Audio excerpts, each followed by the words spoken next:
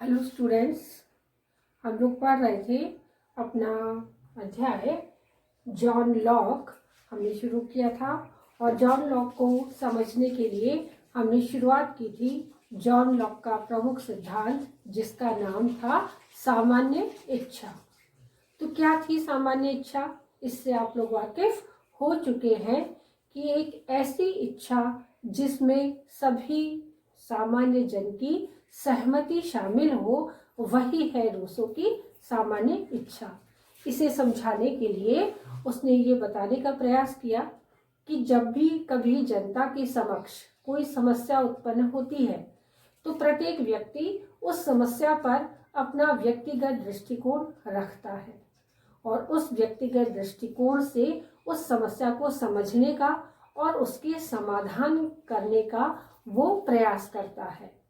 और यही प्रयास उसे राजनीतिक सक्रियता के रूप में आगे बढ़ाता रहता है। तो जब जब कभी राजनीति के अंतर्गत या समाज में समस्या उत्पन्न होती है और उस समस्याओं पर व्यक्तिगत दृष्टिकोण रखते हुए यदि कोई व्यक्ति अपने विचार व्यक्त करता है या समझाता है या समझने का प्रयास करता है, तो इस वाद विवाद से एक ऐसी बात उभर कर आती है जिसे जनता की सामान्य इच्छा, जिसमें जनता की जन सहमति शामिल होती है, वही है रूसो की सामान्य इच्छा। ये हम पढ़ चुके हैं, जिसे उसने दो भागों में विभाजित किया था, यथार्थ इच्छा और आदर्श इच्छा। तो वो इच्छा क्या है उसे हम लोग कल भली भांति पढ़ चुके हैं। आज जो हम पढ़ने जा रहे हैं अपना टॉपिक है रूसो की सामान्य इच्छा की विशेषताएं। वो कौन कौन सी विशेषताएं हैं जिसके माध्यम से रूसो ने ये समझाने का प्रयास किया कि सामान्य इच्छा कुछ विशेषता लिए हुए होती है। उसमें से पहली विशेषता है अखंडता। अखंडता का अर्थ होता है जिसे खंडित नहीं किया जा सकता, कि जनता की राय इतनी स्ट्रांग है, कि जनता की सामान्य इच्छा इतनी स्ट्रांग होती है कि उसे विभाजित करना बहुत ही दुष्कर कार्य शामिल होता है। तो क्या कहता है रूसो इससे अपनी भाषा में? तो रूसो का ये मानना है कि ये एकता व अखंडता का प्रतीक है और इसे विभाजित नहीं किया जा सकता। इसे विभाजित करने का अर्थ है इसे समाप्त करना, करने के समान ही होगा। इसलिए रूसो ने अपनी कोटेशन के माध्यम से यह समझाया कि सामान्य इच्छा राष्ट्रीय चरित्र में एकता उत्पन्न करती है और इसे स्थिर बनाए रखती है। तो इस तरीके से हम देखते हैं कि जो ये सामान्य इच्छा है वो पूर्ण रूप से अखंड है और इसे तोड़ा जाना संभव नहीं होता है। अगली विशेषता की ओर चलते हैं, वो है अदेयता या अहस्तांतरणीय। इसका अर्थ ये होता है कि जो सामान्य इच्छा अभी उभर कर सामने आई है उस सामान्य इच्छा को तोड़ा नहीं जा सकता, उसे किसी को दिया नहीं जा सकता और न ही वो अहस्तांतरणीय है। कोई चाहे तब भी उसको हस्तांतरित नहीं किया जा सकता। किस रूप में नहीं किया जा सकता? तो रूसो कहता है कि सामान्य इच्छा अपने प्रतिनिधियों के माध्यम से नहीं वरन स्वयं की इच्छा की अभिव्यक्ति है, अर्थात ये अधेय है, ये अहस्तांतरणीय है कि सामान्य इच्छा प्रतिनिधियों के द्वारा व्यक्त किए जाने के योग्य नहीं है, बल्कि प्रतिनिधियों के माध्यम से इसे व्यक्त करना व्यक्ति के बहुमूल्य अधिकारों का हनन तथा लोकतंत्र की हत्या करने के समान है। तो वो क्या कहते हैं? लॉक कहता है, रूसो कहता है कि ये जो सामान्य इच्छा है वो किसी प्रतिनिधि के माध्यम से उसे उजागर नहीं किया गया है, बल्कि स्वयं जनता ने अपनी इच्छा व्यक्त की है या अपनी इच्छा की अभिव्यक्ति की है। इसलिए ना तो ये किसी को दी जा सकती है और ना किसी के द्वारा हस्तांतरित, मतलब प्रतिनिधियों के माध्यम से हस्तांतरित भी नहीं की जा सकती है।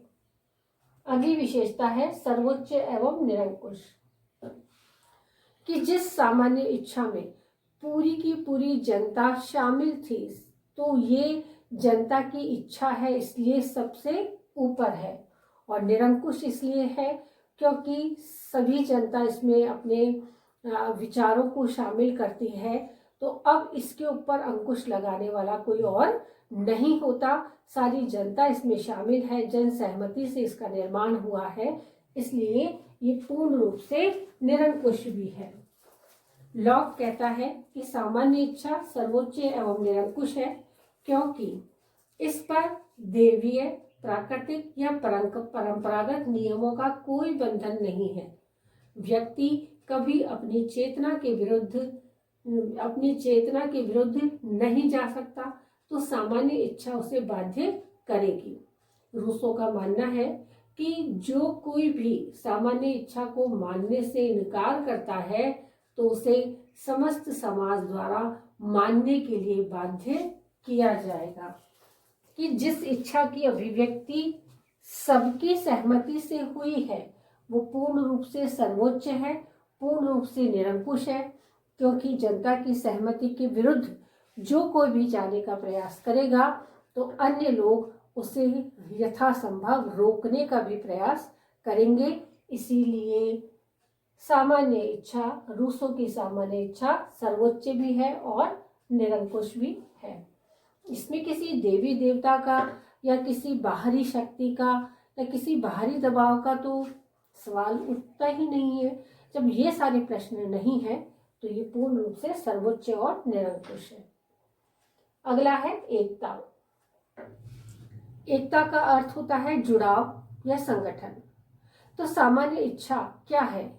वो लोगों में एकता का भाव उत्पन्न करती है कि हम सब एक हैं, हम सबकी समस्या एक है, तो उसका समाधान भी हम सब मिलकर एक रूप में ही लेंगे। तो वही है इसकी एकता का कारण या इसका जुड़ाव की वजह। सामान्य इच्छा विवेक पर आधारित होने के कारण इसमें कोई इसका विरोध या टकराव इसमें नहीं होता। इसमें विभिन्नता में भी एकता पाई जाती है। इसीलिए A.R. लॉर्ड ने कहा है कोटेशन के माध्यम से कि यह राष्ट्रीय चरित्र का निर्माण करती है, उसे बनाए रखती है और यह उन गुणों की भी अभिव्यक्ति है जिनकी हमें राज्य के नागरिकों से आशा करनी चाहिए। क्योंकि जो एकता है, जो संगठन है, वो हम सबका क्यों है? क्योंकि जो भी हम निर्णय लेते हैं अपने विवेक से लेते हैं। तो विवेक में जब जन सहमति है, जनता की राय है, तो फिर जनता में क्या है? एकता भी उत्पन्न हो जाती है। अगला है अविच्छेदता। अविच्छेदता का अर्थ है कि इसे अलग नहीं किया जा सकता। किस रूप में अलग नहीं किया जा सकता? जिस रूप में हमारे जीवन में आत्मा मौजूद है और आत्मा हमारे शरीर के अंदर रहती है, इस बात का हमें ज्ञान है। तो जब जनता के अंदर वो रहती है, नागरिकों के अंदर वो जन सहमति रहती है, तो ये आत्मा और शरीर के रूप में जुड़े हुए हैं और इसे विभाजित करना या अविच्छेद करना बहुत ही मुश्किल है, संभव ही नहीं है। सामान्य इच्छा को प्रभु सत्ता से विच्छेदित या अलग नहीं किया जा सकता। प्रभु सत्ता का अर्थ है हमारी इच्छा, कि प्रभु सत्ता से अलग नहीं किया जा सकता। प्रभु सत्ता सामान्य इच्छा में निहित है, वह इसका प्राण है। जिस प्रकार किसी व्यक्ति के शरीर से प्राणों को पृथक नहीं किया जा सकता, उसी प्रकार से प्रभु सत्ता में सामान्य इच्छा को अलग करना संभव नहीं है। अगली विशेषता है स्थायी। स्थायी का अर्थ होता है कि जब कभी कोई प्रश्न हमारे समक्ष उपस्थित होता है, जब कोई समस्या हमारे समक्ष उपस्थित होती है, तो कई सारे आवेग आते और जाते रहते हैं। ये आवेग और संवेगों का जो प्रक्रिया है, वो लगातार हमारे जीवन में चलती ही रहती है और इसी वजह से जब आवेग संवेग आते जाते हैं और बाद में अंतिम रूप से स्थायी रूप में हम कोई निर्णय ले लेते हैं, ठोस निर्णय, और जिस ठोस निर्णय में जनता की पूरी रजामंदी है, तो फिर वो निर्णय पूर्ण रूप से स्थायी होता है, पूर्ण रूप से मान्य होता है, उसे हर व्यक्ति मानता है।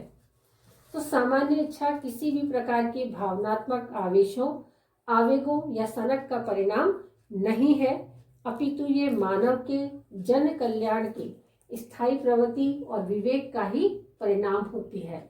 इसलिए A.R. लॉर्ड ने कहा है कि वह न तो सार्वजनिक आवेशों की आंधियों में मिलती है और न ही राजनीतिज्ञों के बहकाने वाली बातों में होती है। चूंकि सामान्य इच्छा विवेकपूर्ण व नैतिक होती है, अतएव यह स्थायी, अपरिवर्तनशील और विशुद्ध होती है। ये पूर्ण रूप से स्थायी है। अगली विशेषता है लोक कल्याणकारी। लोक कल्याणकारी का अर्थ होता है समस्त जनता के हित में, कि जब कभी कोई प्रश्न उठता है, जब कोई समस्या हमारे समक्ष आती है, तो हम उसमें निर्णय लेते हैं पर्याप्त वाद विवाद के बाद। बहुत सारी इफ एंड बट्स हम लोग देखते हैं कि कौन कौन सी बातें इससे संभव हो सकती है और वो कितने लोगों का फायदा करेगी। फायदा और नुकसान को भी हम मद्देनजर रखते हैं और मद्देनजर रखने के बाद एक ऐसे सामान्य निर्णय पर हम पहुंच जाते हैं जो सबके लिए कल्याणकारी होता है।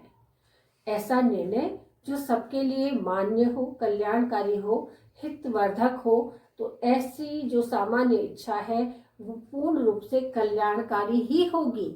इसके अलावा वो दुराचारी तो होने का प्रश्न ही नहीं उठता, ऐसा रूसो का मानना है।